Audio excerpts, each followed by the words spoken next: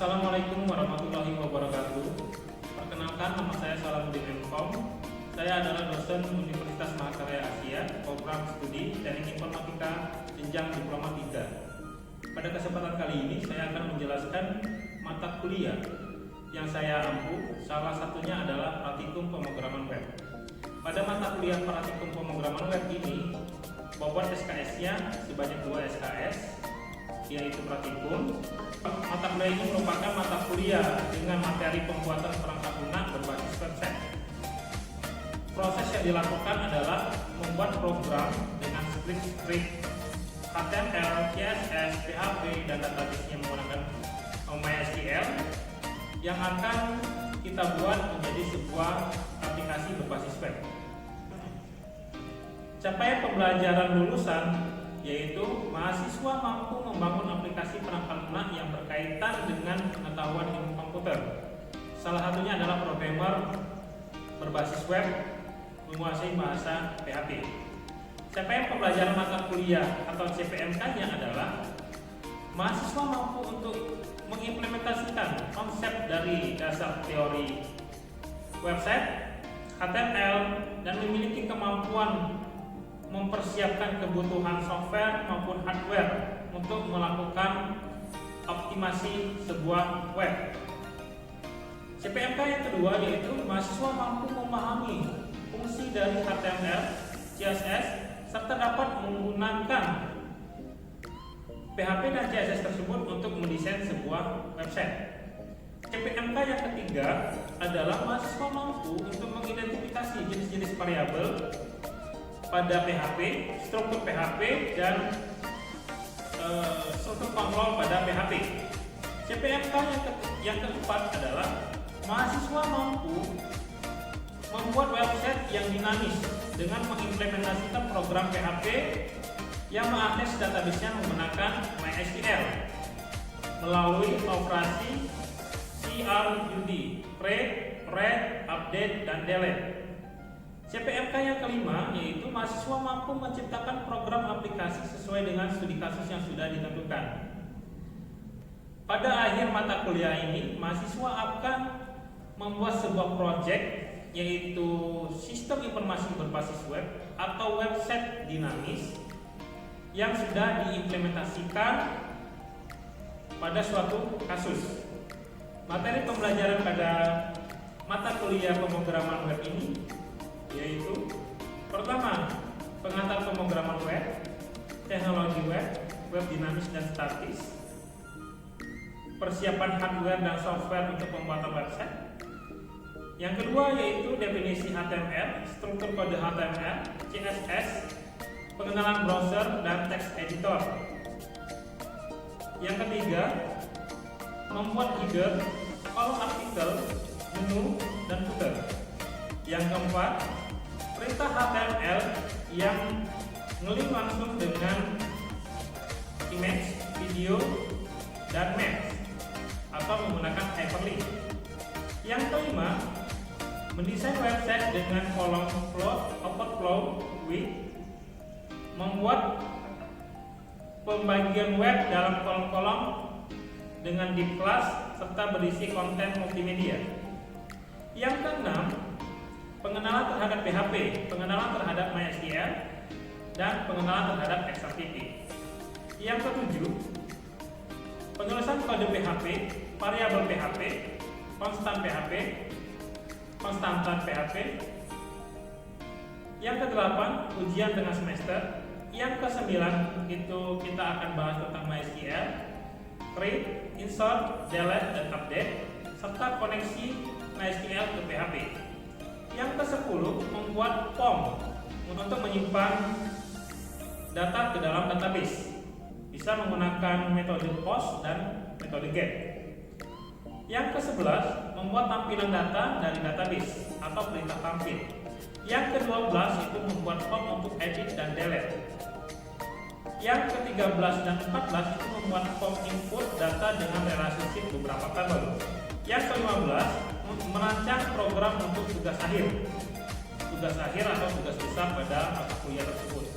Yang ke-16, itu mahasiswa akan menjelaskan dan mempresentasikan proyek yang telah dibuat sebelumnya secara mandiri. Demikianlah bahan materi yang akan disampaikan pada mata kuliah pemrograman web tersebut. Untuk kegiatan perkuliahan di ruangan kelas atau di ruang praktikum bisa dilihat video berikut ini. Assalamualaikum warahmatullahi wabarakatuh. Waalaikumsalam warahmatullahi wabarakatuh. Selamat pagi. Pagi. Apa kabar? Luar biasa. Biasa, aku suka. Oke, pada kesempatan kali ini kita bertemu lagi di semester baru, mata kuliah baru dengan suasana yang baru, ya, dengan teman-teman yang baru dan kelas yang baru. Mata kuliahnya adalah praktikum pemrograman web. Mata kuliah praktikum pemrograman web ini terdiri dari 2 SKS, ya, 2 SKS seperti biasa. Yang namanya praktikum kita pasti di web di sini. Sistem penilaiannya kita menggunakan sistem penilaian dari universitas, ya, dari yang sudah ditetapkan oleh universitas. Klasifikasi nilainya mulai dari 86 sampai 100 itu dapat nilai A, 81 sampai 85 itu A minus, 76 sampai 80 B plus, 71 sampai 75 itu B, 66 sampai 70 itu B min, 61 65 itu C plus, 56 sampai 60 itu adalah C, dan 41 sampai 55 itu adalah E, D, dan 0 sampai 40 itu adalah E. Ini adalah standarnya nilai di Universitas Mahakarya Asia. Nah, bagaimana supaya mendapatkan nilai ini? Poin-poinnya apa saja? Poin-poinnya adalah kita harus mengikuti beberapa kegiatan, ya. Ada persentase nilai di sini. Itu ada presensi 10%, tugas 20%, dan kuis 10%, ujian tengah semester 30%, dan ujian akhir semester atau UAS itu 30%. Ya, itu sistem penilaiannya, persentase nilainya. Sekarang kita masuk ke dalam materi, yaitu website. Mata kuliah pemrograman web atau praktikum pemrograman web itu akan membuat sebuah web, ya. Kalian mungkin selama ini sudah mengakses web di kesehariannya, bahkan 24 jam, ya. Ada yang mengakses yaitu sosial media yang berbentuk web, ataupun blog, ataupun web yang portal berita dan sebagainya, ya. Sebenarnya website itu apa sih sebenarnya? Tahu nggak? Tahu nggak? Ada yang tahu? Website? Iya, website adalah memberikan informasi. Selain itu website juga apa? Website juga apa? Iya, website juga bisa digunakan sebagai media promosi, ya. Banyak sekali kegunaan dari web. Jadi secara umum pengertian web adalah salah satu aplikasi yang berisikan dokumen multimedia, bisa berbentuk teks, berbentuk gambar, suara, animasi, video, multimedia, ya. Di dalamnya menggunakan protokol HTTP atau Hypertext Transfer Protocol, dan mengaksesnya itu menggunakan perangkat lunak yang disebut dengan browser. Tahu browser, ya? Tahu. Browser seperti Chrome, ya, Firefox, Safari, Opera, dan sebagainya, ya. Itu adalah sebuah website. Nah, website sendiri itu terbagi menjadi dua, ya. Kalau ditinjau dari konten, itu ada yang namanya web dinamis dan web statis, ya. Mungkin teman-teman juga sudah pernah dengar nih, ya, web statis itu apa, web dinamis itu apa, ya. Web statis adalah jenis website yang tidak memiliki interaksi dengan pengguna atau tidak dapat berubah-ubah sesuai dengan input penggunanya. Atau website ini kalau ingin mengubahnya itu kita harus mengubah lewat codingnya, ya, bukan website tersebut diolah menggunakan data satu. Kita cek nih web dinamisnya. Web dinamis adalah jenis situs web yang memungkinkan pengguna untuk berinteraksi dengan situs, ya, artinya dengan web tersebut, dan menghasilkan konten secara langsung. Artinya ada interaksi antara user dan website, ya. Atau secara gambar seperti ini, ya. Web statis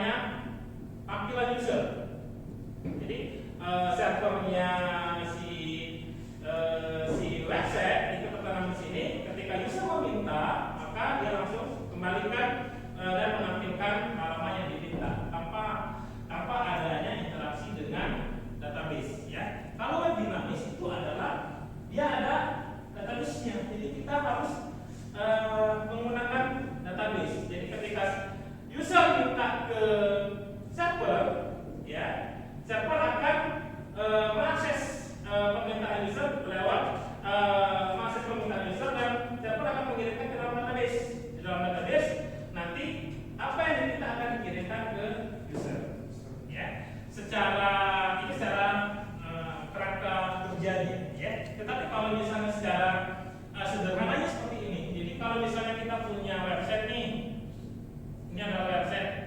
Misalnya website ini adalah website sekolah, ya website sekolah atau website berita. Di dalam website ini ada yang namanya berita nih. Ada berita, ada informasi, misalnya seperti itu ya. Atau misalnya ada semacam profil, ya. Ini bentuk dari sebuah website, ya. Nah, di dalam tampilan depan itu ada isinya berita, terus ada judul, ya, ada gambar seperti ini. Nah, ini misalnya contoh web berita. Nah, ketika si user atau pengguna atau admin khususnya ingin mengubah konten di dalam sebuah halaman web ini, maka admin butuh yang namanya halaman admin atau halaman backend, ya. Istilahnya kalau halaman depan, halaman user depan itu halaman front end, kalau itu halaman backend, ya, kalau di admin. Nah, ketika kita ingin mengubah nih tampilan berita atau menambahkan data-data berita, kita butuh yang namanya halaman admin. Halaman admin seperti ini, misalnya seperti ini. Nah, ini adalah halaman admin. Kita butuh login di sini. Ketika login kita ada menu yang misalnya berita. Di dalam berita itu ada misalnya tambah, ada judul, ada keterangan berita, ada misalnya gambar yang harus kita upload, ya. Nah, terus kita simpan. Terus admin masuk ke halaman backend, halaman adminnya, kita masukkan konten-kontennya, isinya, kita submit. Nah, ketika submit tersimpanlah ke dalam database, ya. Di dalam database kita punya database. Nah, di dalam database ini ketika ingin menampilkan di halaman front end-nya, maka database akan mengirimkan, ya, permintaan atau isi dari dalam database ke dalam halaman depan. Lalu seperti itu adalah web dinamis. Nah, kalau web statis, untuk mengubah tampilan ini, tampilan website ini, kita butuh mengubah scriptnya. Jadi dia nggak pakai database nih. Jadi untuk mengubah ini kita tinggal edit aja, misalnya halaman berita.html. Nah, kita ubah isi skripnya. Misalnya seperti itu. Nah, jadi web dinamis dan web statis kurang lebih perbedaannya seperti itu. Nah, di dalam mata kuliah ini, mata kuliah pemrograman web, praktik pemrograman web, kita akan membuat sebuah web yang pada akhirnya adalah web dinamis. Jadi teman-teman nanti di akhir perkuliahan di pertemuan terakhir ada sebuah proyek bagaimana teman-teman harus membuat sebuah web dinamis. Ya. Oke, ada pertanyaan dari penjelasan web dinamis dan web statis sebelum kita lanjut ke materi selanjutnya. Ya, silakan. Sistem informasi itu termasuk di web statis atau web dinamis? Oke, sistem informasi itu apakah termasuk web statis atau web dinamis? Tadi kan contohnya adalah web berita, ya, web semacam kayak detik.com, misalnya, atau media.com, atau seperti portal berita. Nah, masalahnya kalau pertanyaannya adalah sistem informasi itu termasuk web dinamis atau web statis? Jawabannya adalah web dinamis. Ya, betul. Kenapa web dinamis? Pak, kenapa web dinamis itu kan tampilan halaman depannya nggak ada. Ya, ketika kita menggunakan web tersebut kita harus login, misalnya seperti itu. Iya, intinya ketika web tersebut atau tampilan web tersebut itu diambil dari dalam database atau menggunakan database atau ketika mengubah tampilan itu sumbernya dari database, itu adalah web dinamis. Ya, yang perlu diingat untuk sebuah website itu bukan hanya sekedar web informasi, tetapi juga ada sistem informasi berbasis web. Ya, ada web informasi atau portal berita misalnya seperti itu. Kalau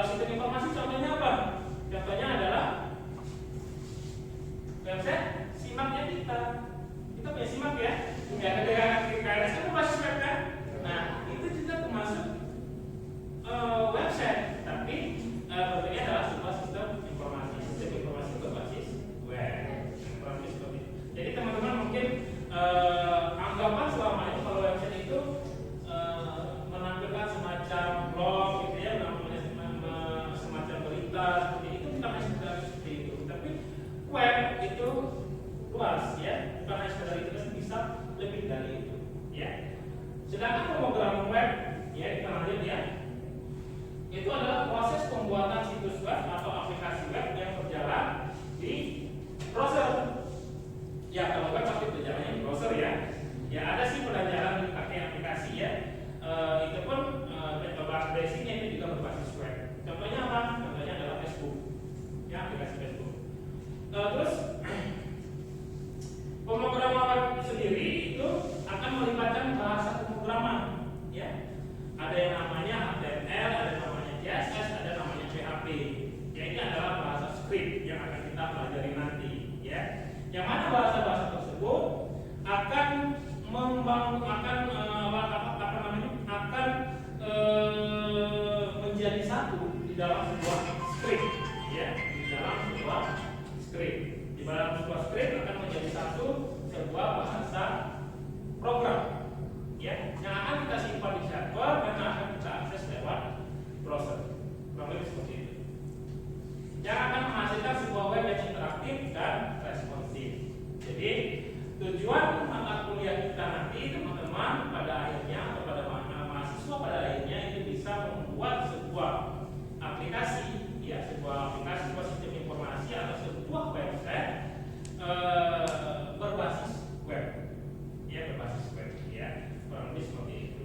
Nah, nanti sebelum kita ke praktek, ya ke praktek, sebelum kita melakukan praktikum, sebenarnya komponen apa sih yang bisa yang akan kita butuhkan untuk membuat sebuah web? Ya, yang jelas ada hardware, ada software. Kenapa kita ada di sini? Ya, kenapa kita ada di sini? Ada yang namanya alat. Ya, kalau pada kelas yang di depan kalian ya, kita butuh laptop ataupun PC, nggak terlalu berat. Kalau hanya sekedar website ya, hanya sekedar website yang standar, RAM 43 cukup lah ya. Terus perangkat apa? Nah, ini yang penting ya. Untuk membangun sebuah perangkat lunak ya, itu ada yang namanya untuk membangun sebuah website ya, itu butuh yang namanya perangkat lunak ya. Ada web editor, ada browser, sama ada database server ya. Web editor apa Pak? Web editor adalah tempat kita mengetikkan coding ya, tempat kita mengetikkan coding ya, kurang lebih seperti itu. Contohnya apa? Banyak, minimal itu ada Notepad ya, ada apa lagi? Ya, sampai apa lagi? Ya, Visual Studio Code, apa lagi? Dreamweaver ya, dan banyak lagi ya, tergantung kebutuhan kita mau seperti apa ya. Terus browser kita tahu ya, browser tahu ya. Terus ada database server, artinya script kita yang kita tanam itu akan masuk ke sebuah server. Selalu aplikasinya adalah exam ya. Itu salah satu yang kita butuhkan untuk membuat sebuah website. Jadi ada perangkat keras, ada perangkat lunaknya juga. Minimal dengan Notepad kita bisa membangun sebuah atau merancang sebuah web. Kurang lebih seperti itu. Jadi ke depan teman-teman akan banyak coding ya, akan banyak coding ya. Saya akan coba contohkan sebuah hasil karya website ya yang pernah saya buat ya, kurang lebih seperti ini. Ini adalah tampilan website pada MTS ya, Nadatul Muslimin. Ini adalah sebuah halaman web. Halaman web ini adalah web dinamis ya. Di sini ada beranda, ada beberapa menu, akademik ya, berita, pengumuman. Ini adalah halaman frontend ya, halaman frontendnya seperti ini ya. Yang mana nanti halaman website ini akan menampilkan informasi-informasi yang dipublish oleh pihak sekolah. Bagaimana cara publishnya Pak? Cara publishnya kita butuh yang namanya halaman admin yang Bapak pernah bilang tadi ya, yang kita jelaskan tadi. Itu kita harus login dulu nih. Login misalnya ke halaman ini. Ini adalah halaman adminnya. Kita login. Oke.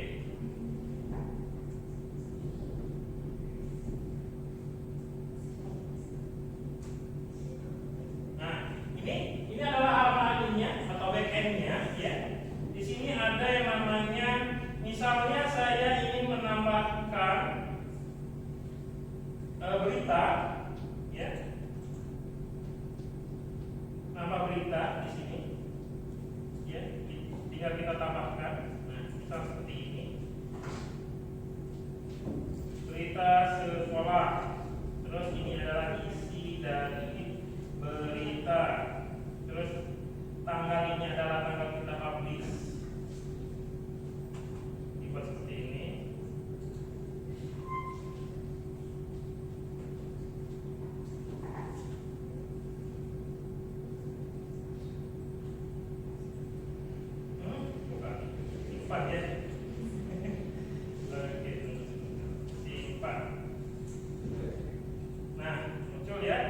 lihat di halaman depannya,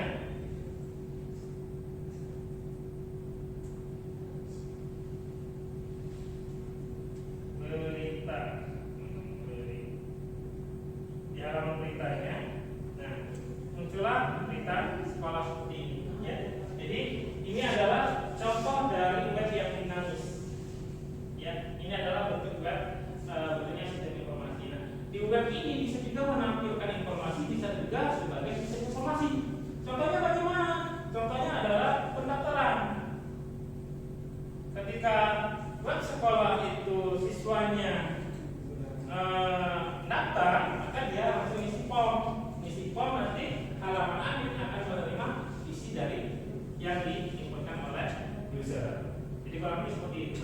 Jadi dengan adanya website kita bisa membuat sesuatu yang berguna dan bisa juga untuk mempublish informasi, bisa juga mengolah sebuah sistem informasi, mengolah data menjadi sebuah sistem informasi.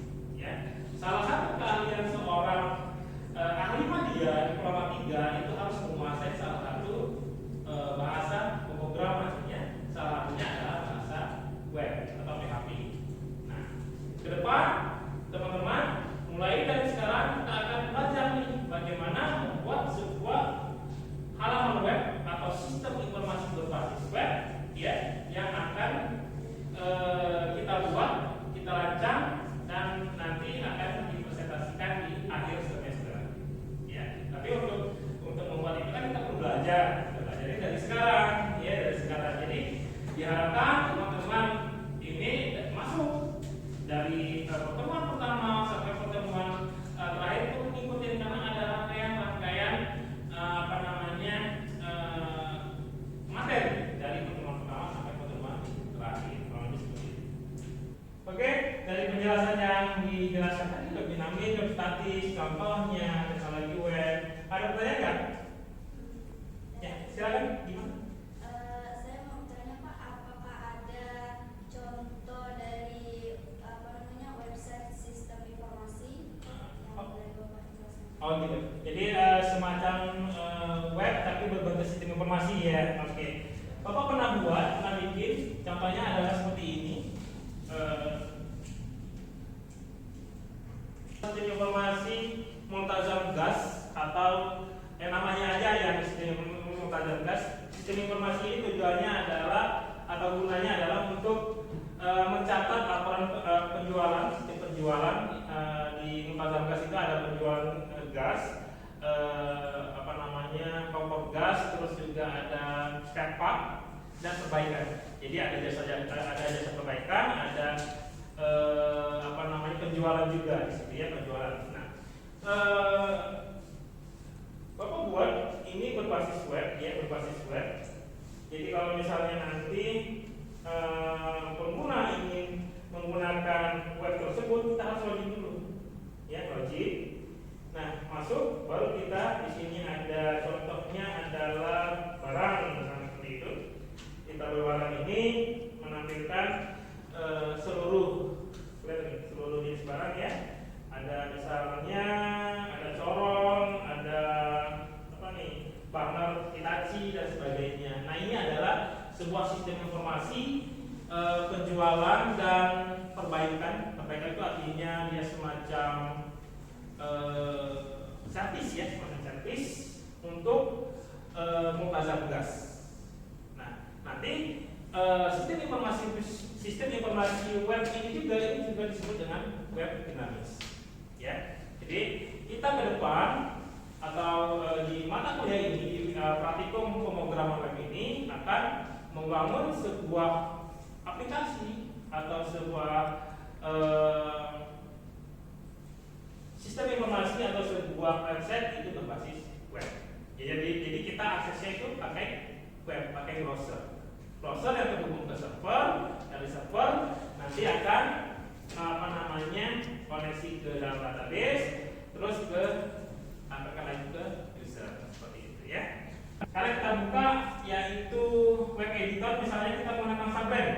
Ya, coba cek Sublime manakah di komputernya? Bukan Sublime. Ini adalah contoh text editor yang kita gunakan. Kita menggunakan Sublime. tapi boleh juga pakai yang lain, tapi Bapak pakainya sampai dulu ya, biar terbiasa. Ini adalah tab editor, bisa kalian buka ya. Di situ ada menu-menu seperti biasa. Di layar sebelah kiri itu adalah lokasi folder atau lokasi filenya. Yang sebelah kanan itu adalah scriptnya.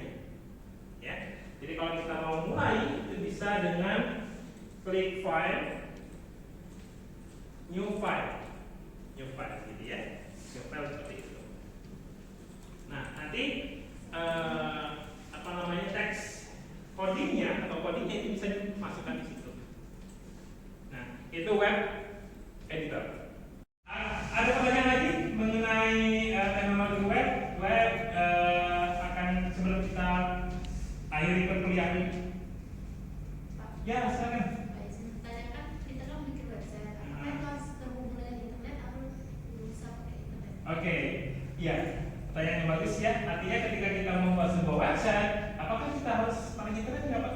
Ya, jawabannya adalah tidak harus. Karena kenapa? Karena kita sudah mempunyai server. Servernya apa? Pakai SSID. Server lokal ya. Jadi ketika nanti sudah bagus tampilannya, sudah sesuai dengan keinginan, baru kita hostingkan. Itu namanya kalau misalnya digunakan secara online. Tetapi kalau untuk local host di dalam sebuah jaringan yang sama atau LAN atau intranet dan sebagainya, kita cukup menggunakan jaringan lokal saja. Bisa seperti itu ya. Jadi teman-teman mungkin akan termotivasi karena sebagai seorang lulusan Animadia harus menguasai satu bahasa pemrograman atau punya satu keahlian khusus ya, yaitu seorang programmer apa? Programmer website ya. Kita nanti ya. Amin. Oke, semangat ya. Semangat. Oke, mungkin teman-teman kita cukup sampai di sini. Nanti kalau misalnya ada pertanyaan ataupun ada sesuatu yang ingin ditanyakan, bisa lewat WA Bapak, ya, WA Bapak dan sudah Bapak sampaikan. Bapak akhiri sampai di sini. Wabillahi taufiq wal hidayah. Wassalamualaikum warahmatullahi wabarakatuh.